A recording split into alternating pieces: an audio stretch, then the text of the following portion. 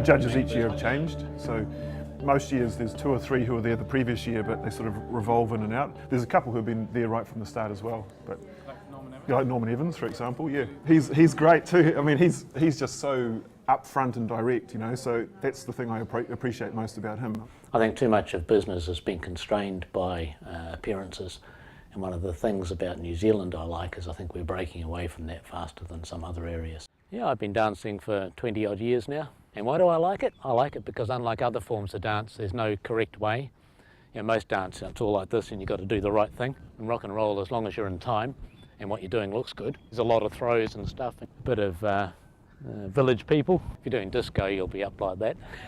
If you think that how you look in terms of suit and tie is all about how you build the business, then you're probably only going to build 20th century businesses.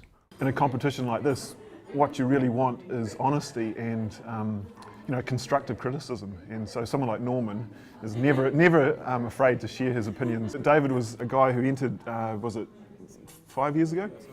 And got knocked back, you know.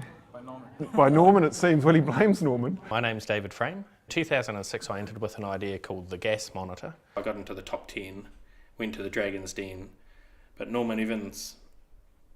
I can't remember the details of it, but I'm surprised he was so upset at the feedback.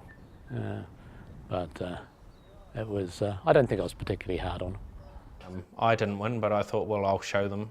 I'll show Norman Evans. That to me is another really strong thing about this year's event. For the first time, we've got now a judge who's been an entrant. You know, so this has almost become 2 generations now, you know. This competition has really developed into something with a life of its own, you know. And these little dramas, you know, it just adds to it, in my opinion.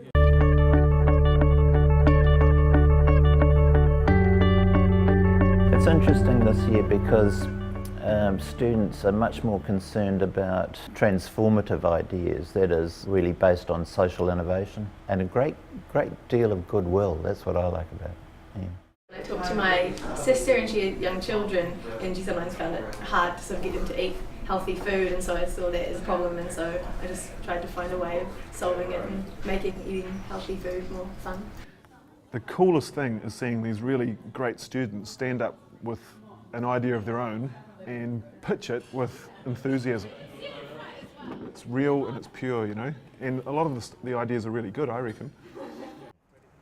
So we're Pocketsmith, and in 2007 we applied for the Audacious Business competition, but we bombed out in the first round.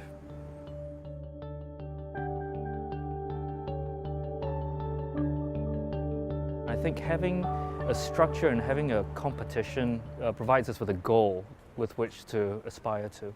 And it doesn't really matter if you don't win, because as you can see, it's just about getting off your backside and putting something together and having some fun. Where else would you get the chance, say as a, I don't know, 20-year-old student, to rub shoulders with some of the best business people in Dunedin who are really interested in what you've got to say? With a beer in hand and a bit of food. I mean, you know, and have a good night out. That's one of the reasons I like going.